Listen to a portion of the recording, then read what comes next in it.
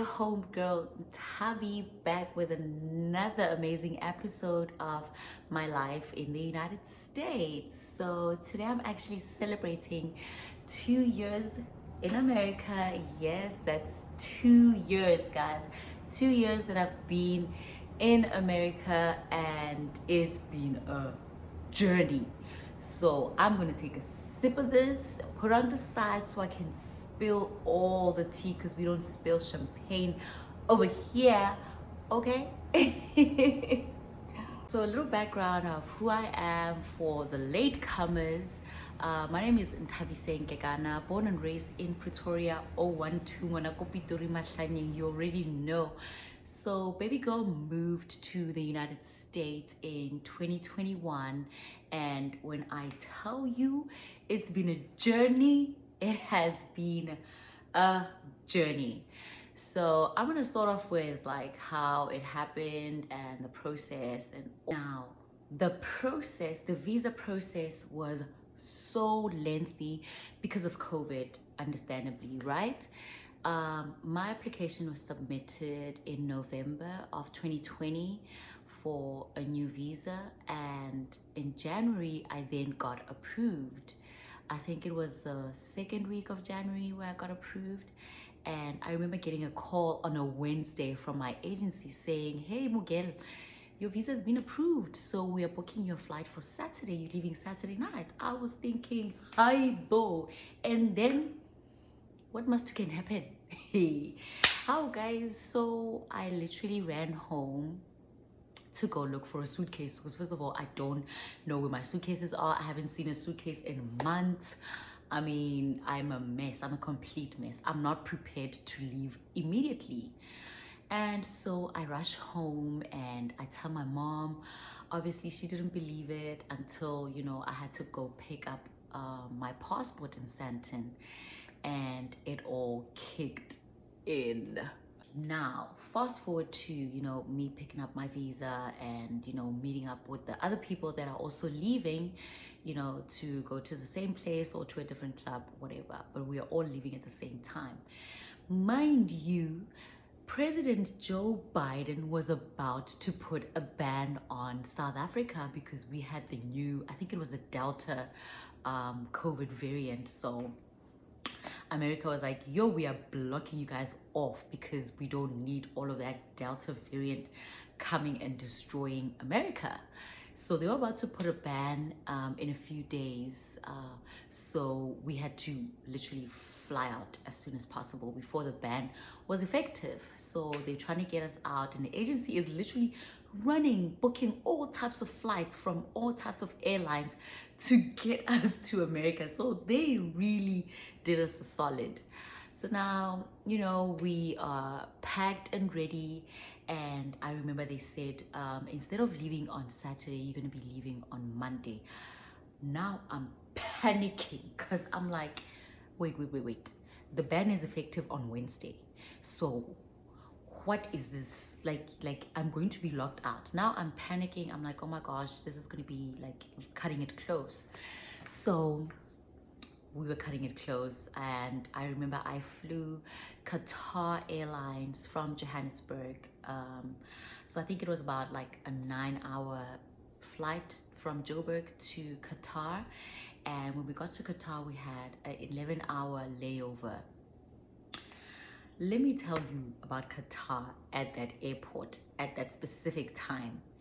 We get there, it's all fun and games, and I'm thinking, okay, I can just book a lounge, or, I can book a hotel inside the airport to sleep or rest up or whatever.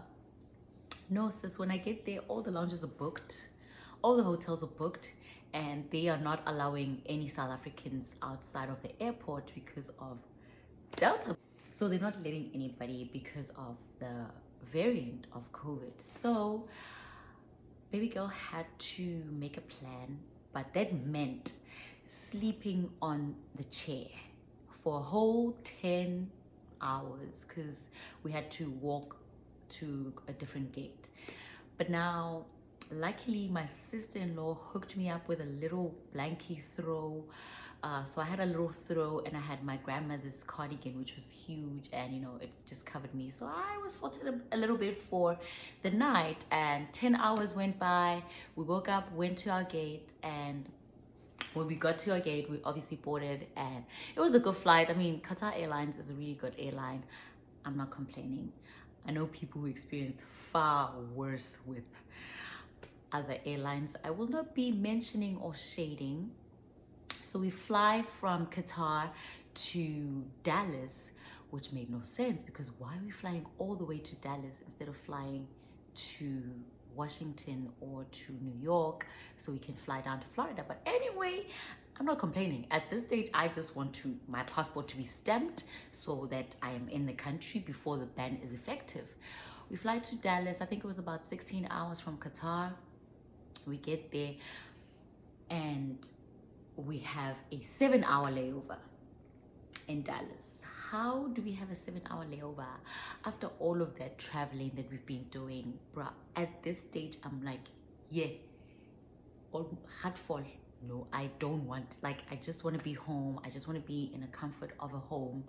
You know, I don't want to do this anymore. Anyways, and we have a 7-hour layover, and we get on another flight to Florida, the Sunshine State. I'm so happy at this time. We get there at like midnight, but I'm not worried. I don't even care at this stage. I'm like, yes, I made it. And then the ban was effective. I was like, Oksalayo, I am here. So, but we had to quarantine for 2 weeks, right, before we started work, because we're still in the midst of COVID. Fine, we quarantine. But me, the first 2 days I was there, I was flying to...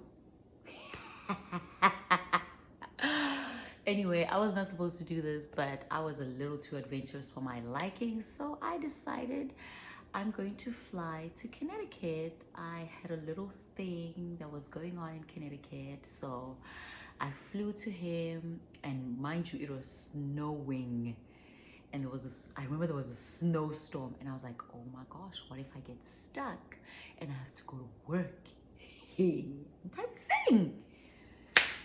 Oh, I was flying in and around the country while I was supposed to be quarantining, because baby girl had not been in the US the whole of 2020. The last time I was in the US was in 2019. So I was like, you know what? I need to come back with a bang and show that I am back. So yeah, I had like little adventures, you know, for those 2 weeks. But work finally started, and we became serious. But I was not happy, you know, about the pay. I was not getting paid enough, and where we lived, we paid a lot for accommodation, and where we, you know, around the suburb that we lived around, we didn't really have like affordable grocery shops. We had Publix. Publix is expensive, and if you were me earning like 500 in 2 weeks, you can't survive on that. Anyway, baby girl survived. You know, I squeezed in a little Tinder and a little app called Black, where you will meet scammers, you'll meet anything you want to meet there, you will meet on Black. So I went out on a few dates, and eventually I met this person who I actually think was a scammer, but he didn't scam me because I enjoyed with him. Baby boy was getting me from work. He would literally take me out every night, like literally every single night we were out in Miami doing Lord knows what. Every single night we would go out, we would go to hotels, we would book Airbnbs, we would go to the club. He took me to some Haitian clubs. Yay, I have seen it. And till this day, I still don't know what this man did for a living. But nonetheless, that was none of my business at that time. I could not care a damn what he was doing for a living. All I wanted was to enjoy myself, baby boo. And I did. I was having the most fun. I had an amazing roommate, and she was always laughing at my adventures and all of that. So in February, I then went to Chicago, where I had little a little something. I had a good time, but not till the end, you know, like things didn't go as planned.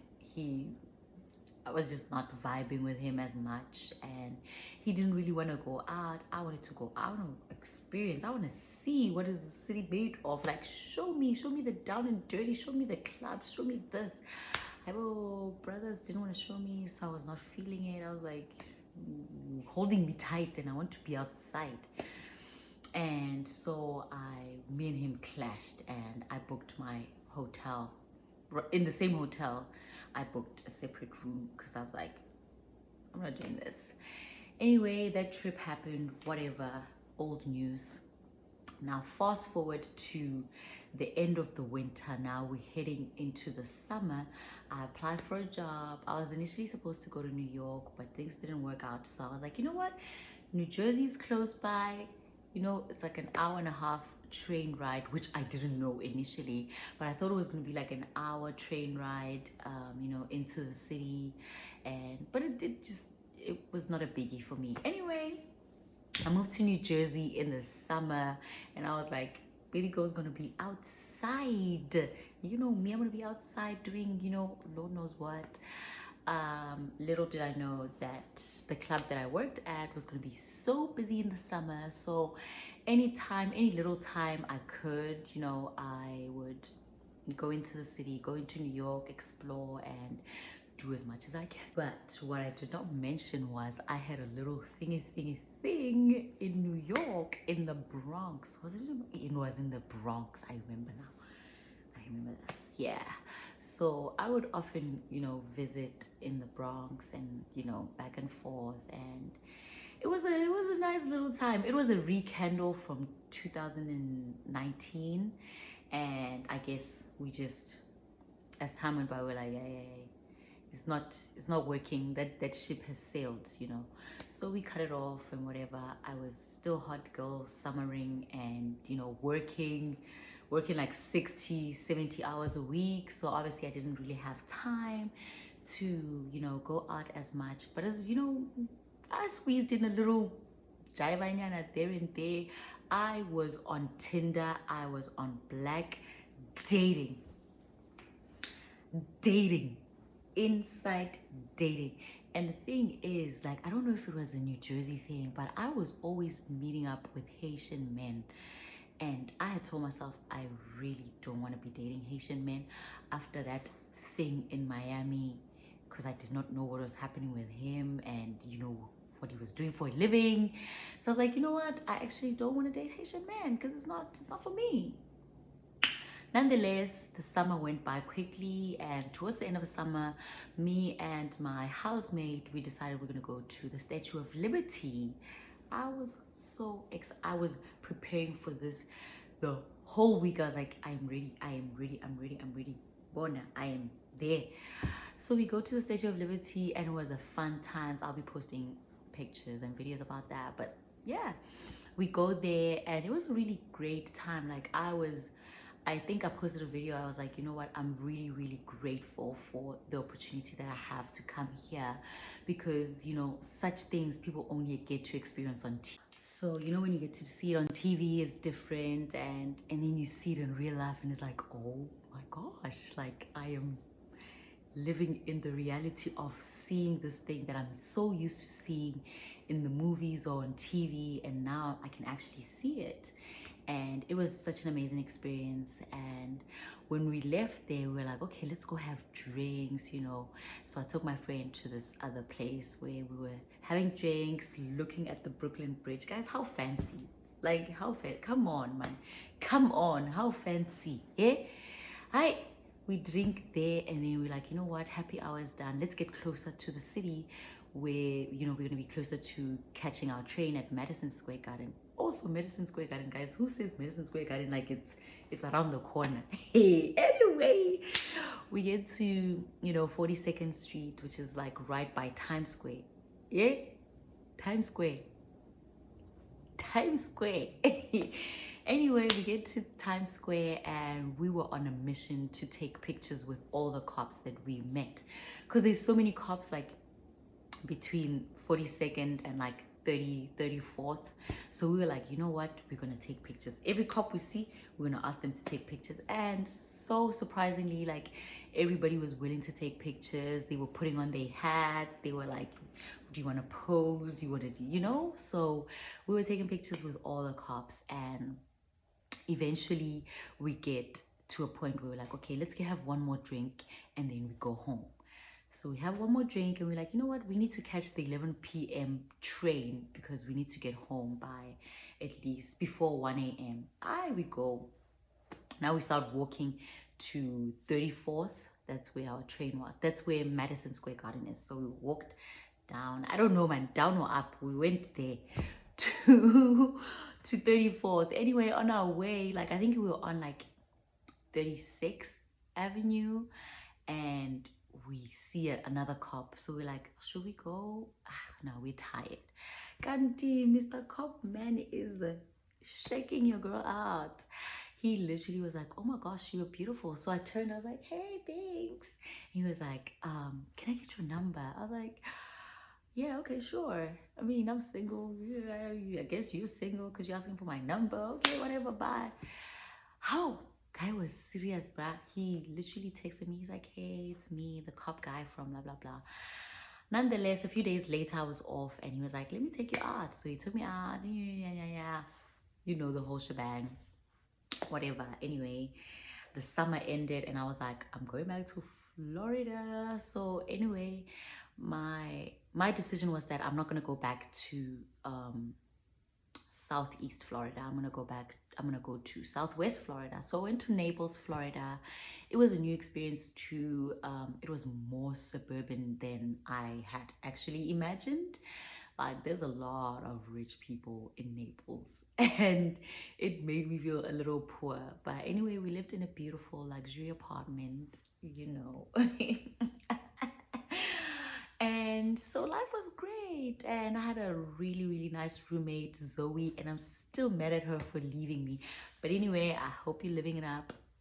Anyway, Zoe was a really good roommate. She knew my shenanigans and all the things that I was getting up to. I think a week into me moving into Naples, I literally took an Uber from Naples to Miami, which is a 2-hour drive. Mind you, my Uber was like $190. I did not care because babes wanted to be on a yacht. So I got to Miami. I left Naples at 10. I got to Miami at midnight. I got on the yacht and we had the most fun. Yo, guys, yo. Open the tequila called 1942. I still have not drank it till today because I'm like, this thing will destroy me. It will certainly destroy me, and I do not want to be destroyed by tequila. We were literally on there. I don't even know what time we got off the yacht. Like, I don't know. All I know is I woke up at, I think, 11 a.m. and I had to make the drive back to Naples because I was working at 2. Guys, the risks I was taking and I did not care. Now we are mid-season and I come to realize that I'm not gonna make the money that I had imagined that I would make. But I don't care because I'm here to live life and I'm here to live a soft, created, faked, whatever life you want to call it, but I'm here to live it. Anyway, then in November, I thought I was going to be living it up. Baby girl falls in love. Why, Tabi? Why? Then the whole thing on my birthday happened. So I fell in love with this person who lived in Georgia, like 2 hours away from Atlanta. And I was like, you know what? I kept flying to Atlanta. Literally every Monday, because I was off on Mondays only. So every Monday I was flying to Atlanta. I don't know where I got the money from, but I was flying to Atlanta every Monday, coming in and out. Anyway, my birthday weekend came and I requested days off. I requested like 4 days off. So the 2 days before my birthday was his birthday on the 4th of December. I planned everything, babes. I have everything paid. I have bottle service. I have, everything planned out. Did I not get dumped? That same morning, I flew in at 6 a.m. I got to Atlanta like 7:30. We had breakfast and it was a good time. And then, then we went to the Georgia Aquarium. When we got there, I got dumped. Story for another day, but I got dumped. Anyway, and then he left me at the airport. Guys, I'm scarred. I am scarred. Left me at the airport. I was like, you know what?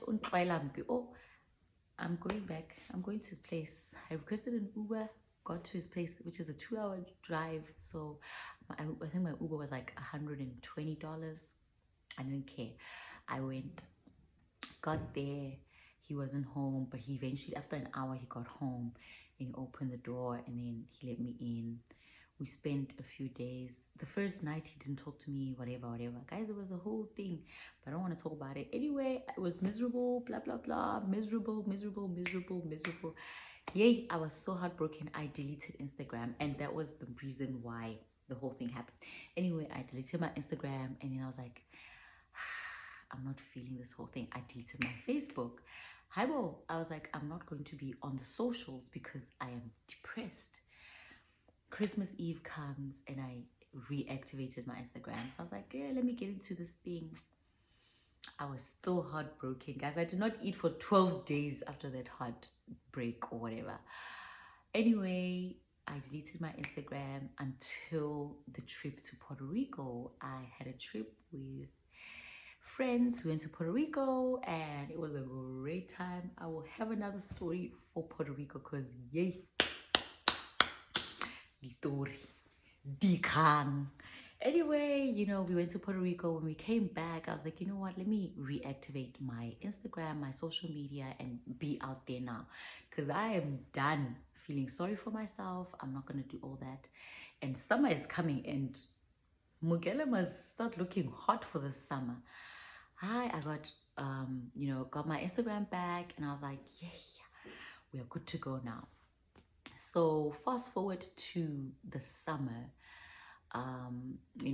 of 2022. I cut my hair. I'm like, fresh start, new me, new hair, dyed blonde. I dyed my hair blonde. And I was like, born a hot girl summer. I am going to be hot. I am going to be sizzling. I am going to be enjoying my life.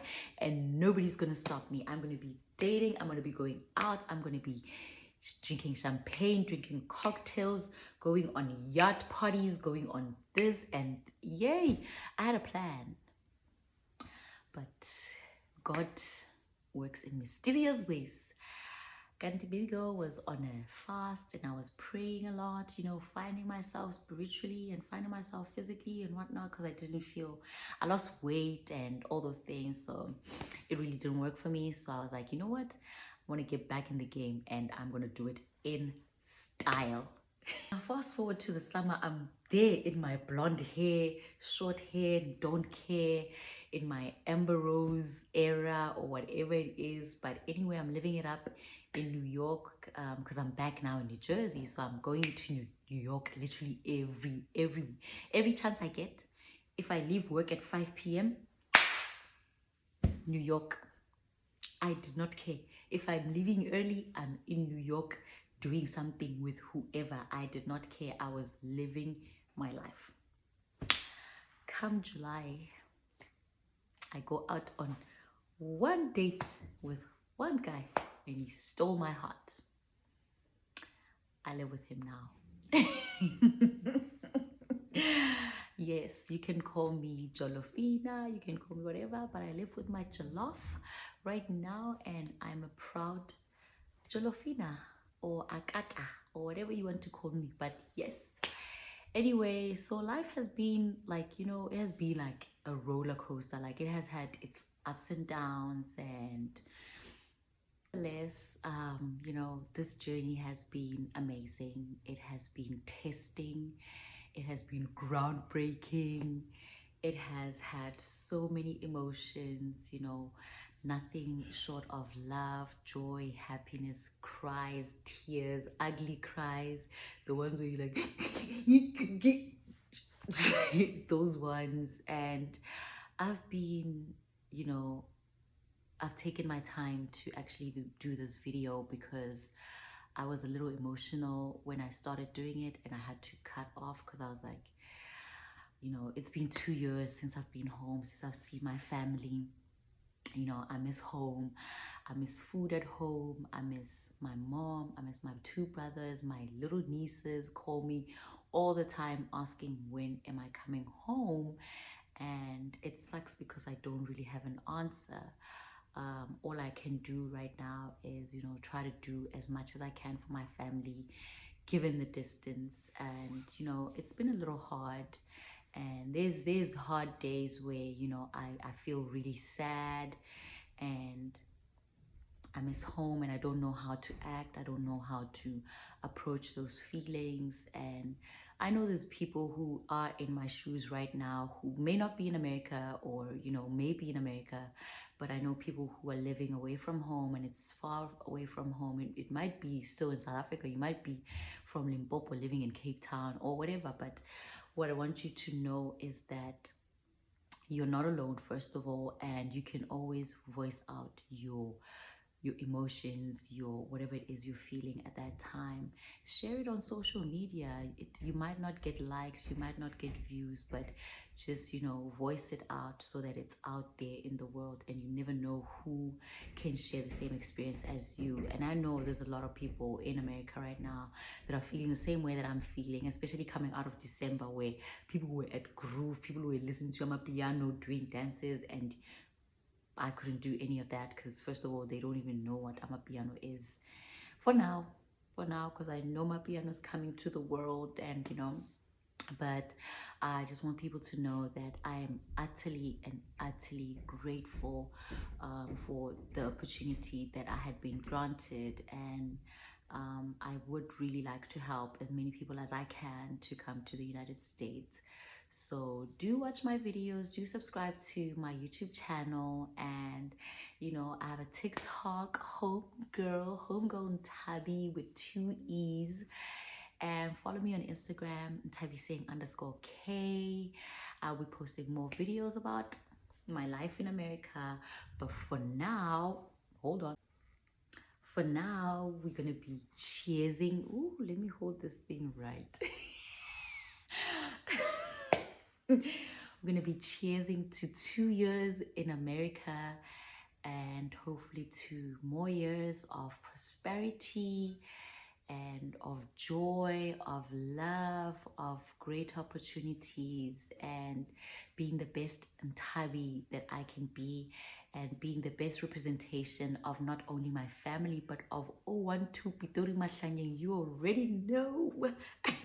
I hope I can represent South Africa as best as I can, and I hope I can bring the culture and the food to America, which is, you know, what I'm very passionate about. So